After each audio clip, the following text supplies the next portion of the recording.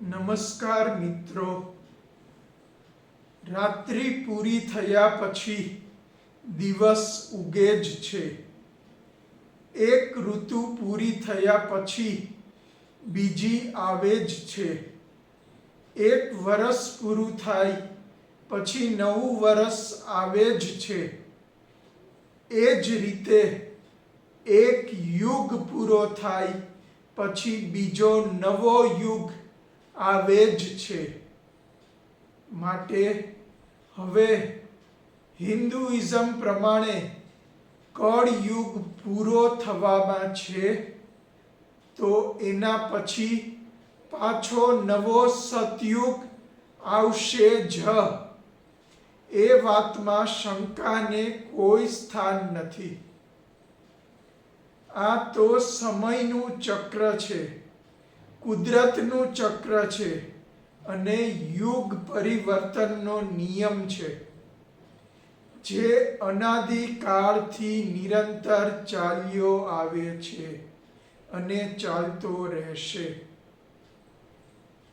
મિત્રો, આ બધી વાતો હિન્દુઇઝમના ધર્મશાસ્ત્રોમાં હજારો વર્ષો પહેલા લખાઈ ગઈ છે. આપણે તો બસ અત્યારે એના સાક્ષી માત્ર બની રહ્યા છીએ. પણ મિત્રો, એક વાત ચોક્કસ છે કે હજી નવો સત્યયુગ આવ્યો નથી. તે આવવાનો હજી બાકી છે.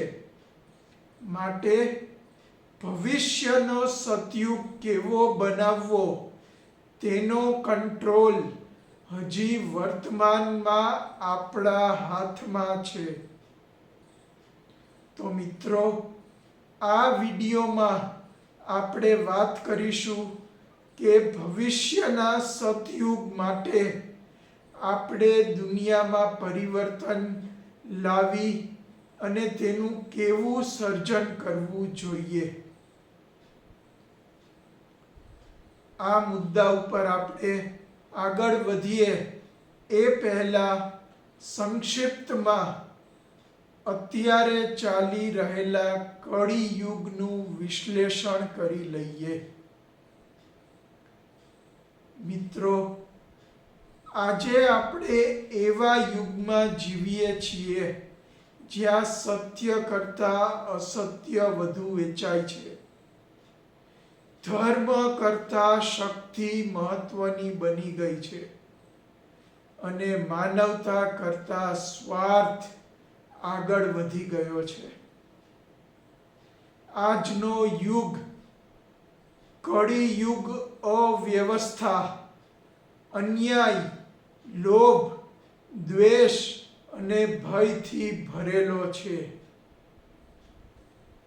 મેં મારા અગાઉના વિડીયોઝમાં કીધું છે એમ, અત્યારે આપણી દુનિયામાં ગરીબીથી લઈને યુદ્ધો સુધી અનેક પારાવાર અને વિકરાળ સમસ્યાઓ પ્રવર્તી રહી છે.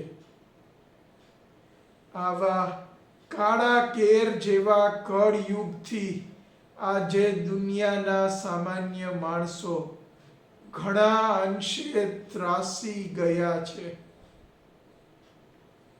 સમય વીતતો જાય છે અને સામાન્ય માણસની પરિસ્થિતિ સુધરવાને બદલે બગડી રહી છે. આ બગડી રહેલ સમગ્ર દુનિયાના વાતાવરણને સરખું કરવાનો કોઈ પાસે એકેય સચોટ ઉકેલ નથી. આ સમયે પ્રશ્ન એ છે કે શું આ જ માનવજાતિનું અંતિમ ભવિષ્ય છે? શું કળિયુગનો કોઈ વિકલ્પ નથી?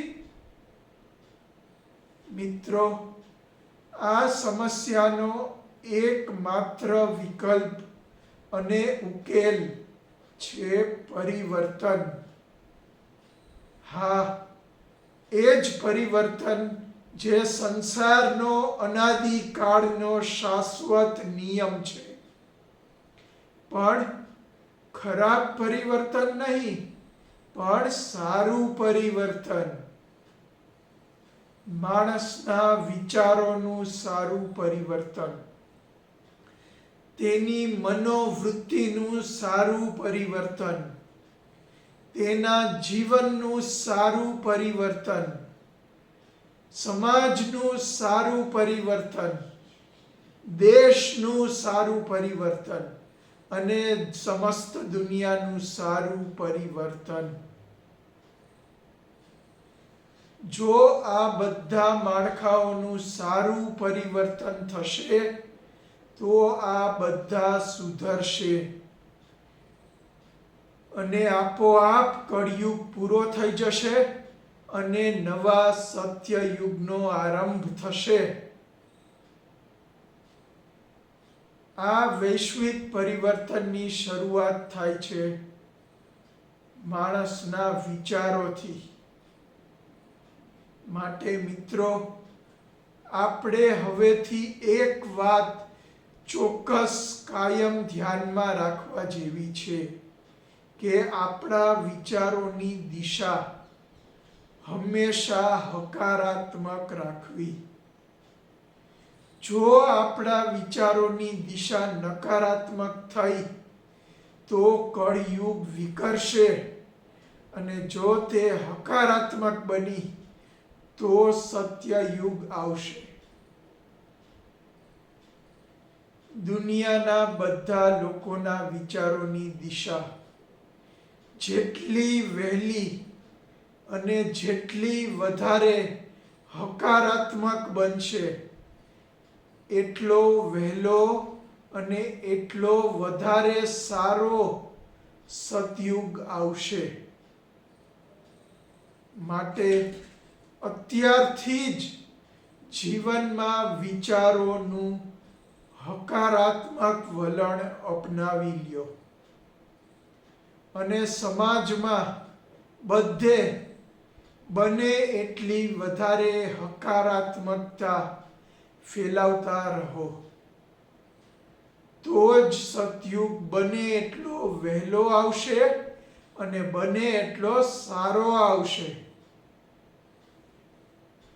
મિત્રો, હવે હું તમને મારા સતયુગના ચોથા અને અંતિમ પ્રોજેક્ટના મુખ્ય હેતુઓ, વિઝન, મિશન અને વેલ્યુઝ વિશે જણાવીશ, જેમાં આપોઆપ એ સ્પષ્ટ થઈ જશે કે આપણે અત્યારથી દુનિયામાં કેવું પરિવર્તન લાવીને સતયુગ માટે દુનિયાનું કેવું સર્જન કરવું જોઈએ. મેં અગાઉ કહ્યું એમ, આપણે આપણા વિચારોથી લઈ સમગ્ર દુનિયા સુધી બધે હકારાત્મક પરિવર્તન લઈ આવવાનું છે અને આખી દુનિયાને હકારાત્મક બનાવવાની છે. કળિયુગ પછીનું વિશ્વ એવું હોવું જોઈએ જ્યાં સત્ય સૌથી મોટી શક્તિ હોય, ન્યાય પૈસાથી ન ખરીદી શકાય, ધર્મનો અર્થ કરુણા અને નૈતિકતા હોય, શાસન સેવાભાવથી ચાલતું હોય અને માનવ જીવનનો ધ્યેય માત્ર જીવવું નહીં પણ ઉન્નત બનવું હોય. આવું વિશ્વ એટલે જ સત્યયુગ. સત્યયુગ પ્રોજેક્ટના મૂળ હેતુઓ છે: માનવ જીવનને ફરીથી સત્ય, ધર્મ, ન્યાય, કરુણા અને આત્મિક વિકાસ સાથે જોડવું, માનવતાને સ્વાર્થમાંથી બહાર કાઢી સામૂહિક કલ્યાણ તરફ લઈ જવું અને દુનિયામાં ફરીથી સુવર્ણ યુગ જેવી જીવન પ્રણાલી સ્થાપિત કરવી. સત્ય યુગ પ્રોજેક્ટનું વિઝન છે એક એવું વિશ્વ બનાવવું જ્યાં યુદ્ધ નહીં, સંવાદ હોય, સ્પર્ધા નહીં, સહયોગ હોય, ભય નહીં, વિશ્વાસ હોય, અને લોભ નહીં પણ સંતોષ હોય. અને એક એવો વૈશ્વિક માનવ સમાજ બનાવવો જે ધર્મથી વિભાજિત નહીં પરંતુ સત્યથી એકત્રિત હોય. સત્યયુગ પ્રોજેક્ટનું મિશન છે માનવ જીવનના સાચા મૂલ્યોને ફરીથી જાગૃત કરવું, નૈતિક, આધ્યાત્મિક અને વૈજ્ઞાનિક સંતુલન સ્થાપિત કરવું, શિક્ષણ, શાસન અને સમાજને સત્ય આધારિત સિસ્ટમમાં પરિવર્તિત કરવું અને દરેક વ્યક્તિને સ્વ પરિવર્તન દ્વારા વિશ્વ પરિવર્તન માટે તૈયાર કરવા. કારણ કે સત્યયુગ પહેલા મનમાં જન્મે છે અને પછી તે વિશ્વમાં આકાર પામે છે. સત્યયુગ પ્રોજેક્ટ આ બધા મૂલ્યો પર આધારિત છે.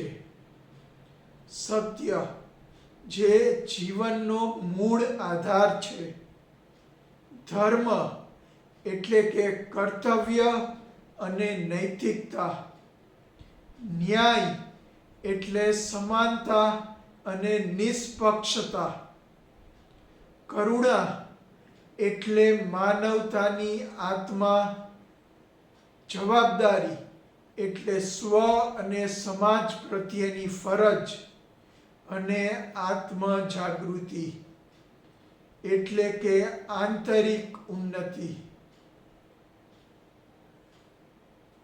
મિત્રો, સત્યયુગ એ કોઈ કલ્પના નથી, તે એક ચેતનાની ક્રાંતિ છે. કળિયુગનો અંત કોઈ ભગવાન નહીં લાવે, જાગૃત માનવ દ્વારા જ તે પરિપૂર્ણ થશે. જો આપણે સૌ બદલાવ ઈચ્છીએ છીએ તો પહેલા આપણે જ આપણા જીવનમાં સત્યયુગ જેવો આવો આદર્શ બદલાવ લાવવો પડશે.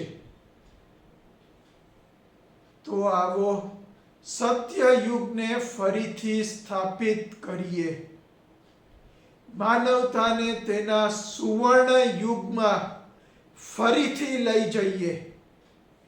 મારા, તમારા અને સમગ્ર માનવતાના ઉજ્જવળ ભવિષ્યની મંગળ કામના સાથે અત્યારે હવે હું આપની વિદાય લઈશ.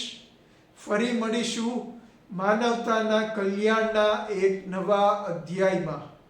ત્યાં સુધી અલવિદા, નમસ્કાર.